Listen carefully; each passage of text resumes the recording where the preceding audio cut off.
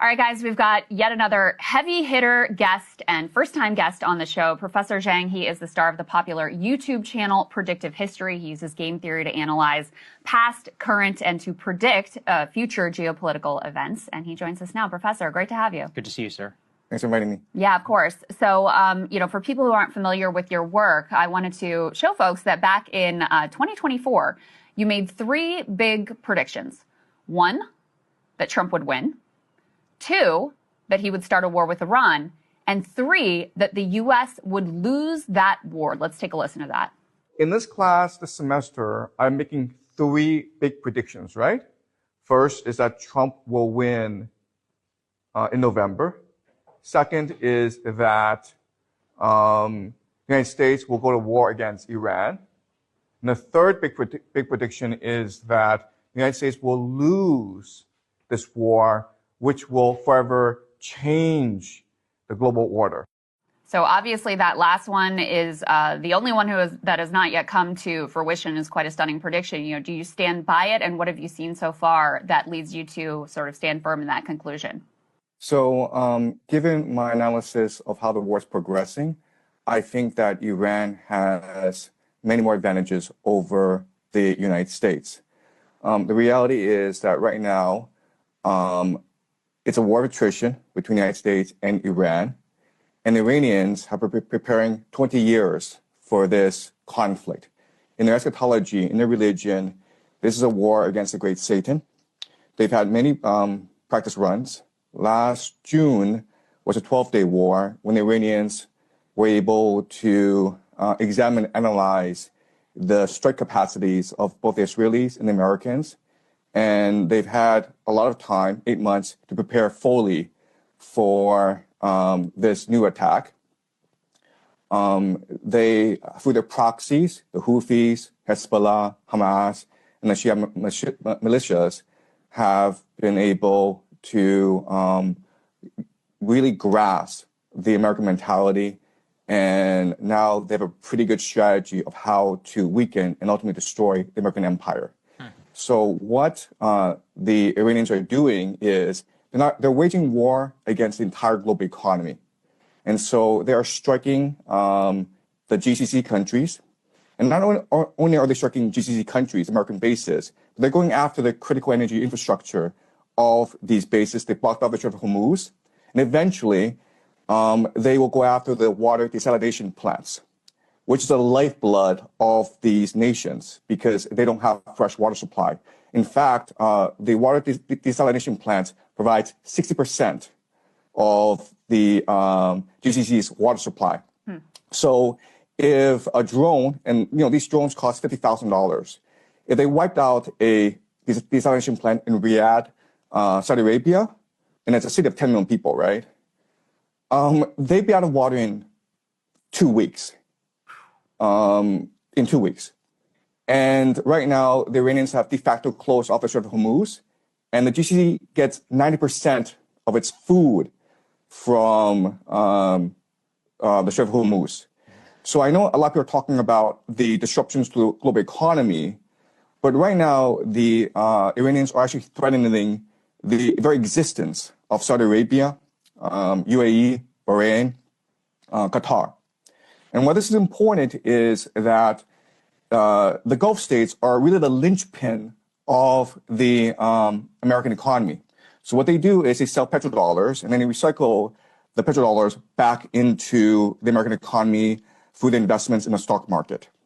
And right now we know that the entire American economy is propped up by AI investments in data centers. And a lot of that comes from the Gulf states. So if the Gulf states are no longer able to sell oil, and they're no longer able to finance AI, this AI bubble in the United States, then this AI bubble will burst, and with it will burst as well as the entire American economy, which is really a financial Ponzi scheme. Right. So that's a dire situation that the Americans are facing right now. Yeah, I mean, to your point, sir, an Amazon data center was literally hit in the UAE. And now, of course, big tech companies, which were looking at the UAE as a major potential data center investment hub with cheap and abundant energy, probably going to be rethinking that. We also wanted to talk to you about munitions. We can put this next one up here on the screen. The United States is racing to accomplish Iran mission before munitions run out. This is specifically around interceptor math. There's a famous video just from yesterday in Israel, which shows a single Iranian ballistic missile, which is being targeted by some 11 different interceptors, all of which miss. Most of those come from the United States, not to mention all of the different bases, the GCC countries that you just talked about, and the asymmetry of the cost. It's $1 million for a missile, tens of millions per interceptor in some of these cases. With these munitions running out, how does that change the global picture? So you're in China, obviously, much of the stocks in Asia of the United States are likely to have to be cannibalized if this were to go on. How's that going to affect the global picture here? Right. So my first point is that the United States military is not designed to fight a 21st century war. Remember, the military-industrial complex came into being after World War II, and it's designed to fight the Cold War. And the Cold War was really about muscle flexing, about who was able to send people up into space, who was to first get the person on the moon, who had the more complex missile systems. And so the entire American military strategy revolves around very sophisticated technology that costs a lot of money to build, and that's what the American air defense system is basically, and that's why we're seeing this asymmetry, as you point out, in this war, where you have these $1 million missiles trying to take out these $50,000 drones, and it's not sustainable in the long term. And so what we're seeing is really the puncturing of the aura of invincibility and inevitability that sustained American hegemony for the past 20 years, especially after the collapse of the Soviet Union. And this is really a reordering of not just the global economy, because this signals the collapse of the petrodollar, and with it, the entire US dollar-based reserve currency system, but also the global hegemony of the United States. We're moving towards a multipolar world. Professor, this morning, Secretary of War Pete Hegseth was asked a question about potential ground troops in Iran. He refused to rule out that possibility. And he said, oh, well, we're not going to project to you what we will or will not do, but we don't want to, rule anything out. We will do what it takes. Do you think that America will end up invading Iran from the ground, since it's already becoming relatively clear they won't be able to accomplish the goal of regime change or even regime collapse using just air power alone? Right. So everyone says that the worst calamity that could happen in the United States is if it were to send ground troops into Iran. At the same time, the United States are committed to regime change in Iran. We've never had a precedent in history where you were able to regime change from the air alone. You need ground troops. And so unfortunately, what's going to happen over the next few months is that pressure will build on America to send ground troops, especially from the GCC countries and from Israel, which are being pounded right now by the Iranians. So remember that if the GCC countries, Saudi Arabia, Qatar, UAE, Bahrain, if they go, then the petrodollar goes with them. So the Americans need to protect these countries, and these countries are going to demand that either the Americans bribe the Iranians to cease, and this is like $5 trillion in indemnity, okay? Or send ground troops to wipe out the Iranian threat once and for all. And I know that there's no political will for ground troops to be used against Iran among the American people. But remember that 78% of American people was against initial strikes against Iran in the first place. Right. And one of the things that really comes into question, I think, with all of this, sir, when we're looking at the geopolitical picture and the sacrificing in much of this from the United States on behalf of Israel, is kind of a question as to who and what wanted this. We were actually curious for your view on a disputed report here from the Washington Post. We can put it up here on the screen, F3. A push from the Saudis. Israel helped move Trump to attack Iran. Now, this has been internally disputed by Saudi Arabia, saying that they did not push the Trump administration to attack Iran. However, this is clearly an authorized leak from our own government, trying to at least lay some of the blame on behalf of the GCC. What do you make of this analysis and of this narrative that Saudi Arabia was also trying to be behind this push to bomb Iran? So I've always argued that both Saudi Arabia and Israel are heavily invested in regime change in Iran. Yeah. In fact, Saudi Arabia sees Iran as much more of an existential crisis than Israel. Because remember, Israel still has nuclear weapons, and Israel is a very diverse, very sophisticated economy, whereas Saudi Arabia is completely reliant on oil. And it's always had problems with Iran because Iran is a theocracy opposed to the Saudi monarchy. Iran funds and equips the Houthis, which have been antagonistic towards Saudi Arabia for the longest time. And right now, the Saudi economy is suffering. It's been trying to pivot towards more of a tourist economy. That's why they brought in Ronaldo. That's why they're switching to e-gaming.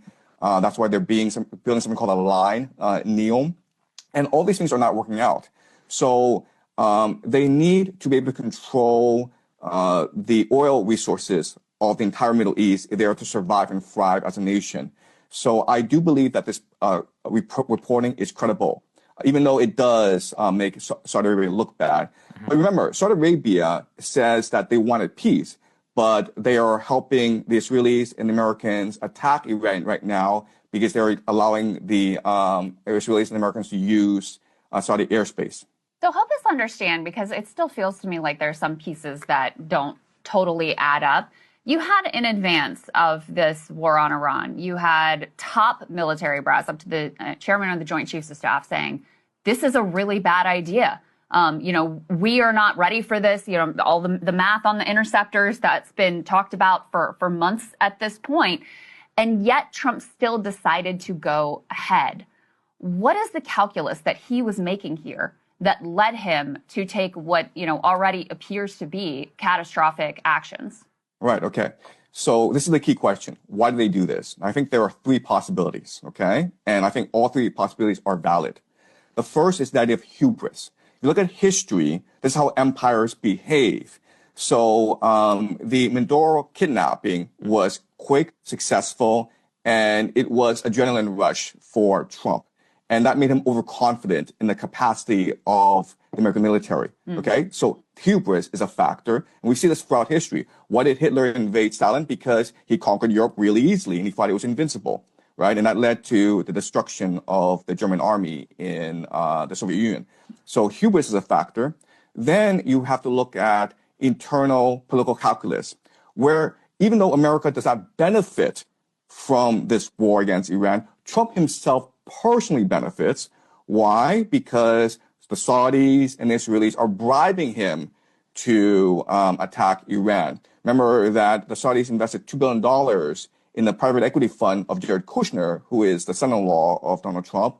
And the Israelis, through Miriam Adelson, have been financing Trump's political career, right? So Miriam Adelson, a few months back, said that she will put up $250 million if Trump were to run a third term.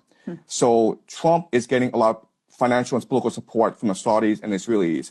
Also remember that if this war goes sideways and Trump is forced to use ground troops, he will probably get approval from Congress, and this will give him emergency war powers, which will allow him to influence the midterms. So Trump is thinking about a third term. And I think at the ballot box, he probably won't get it. But if there's a war going on and you can delay elections and you have emergency war powers and people rally around the flag, then he probably will get a third term. And the last factor that is very important is the eschatological factor, where if you look at the Epstein files, it's clear that we are run by secret societies. It's clear that the world is run by these individuals who have a lot of power. We don't know who they are, but they control the military. They control the national security apparatus. And these people, there are different names for these people. You can call them the Illuminati. And the Illuminati are composed of three major groups. Okay, you have the Jesuits, who control the Vatican. You have the Septine Frankists, which control the modern state of Israel today. And you have the Freemasons, which control the national security apparatus of the United States. And they believe that Israel, this war in the Middle East, is key to the end times in creating heaven on earth. So it's almost like a script that they're following, even though it doesn't make any geopolitical sense. Okay, so I would say that these three are the best reasons why this is happening. Wow. Well, sir, I hope you come back. This was very informative, I think, for both of us. We deeply appreciate your time. Thank you. Thank you. Hey, if you like that video, hit the like button or leave a comment below. It really helps get the show to more people. And if you'd like to get the full show ad-free and in your inbox every morning, you can sign up at breakingpoints.com. That's right. Get the full show, help support the future of independent media at breakingpoints.com.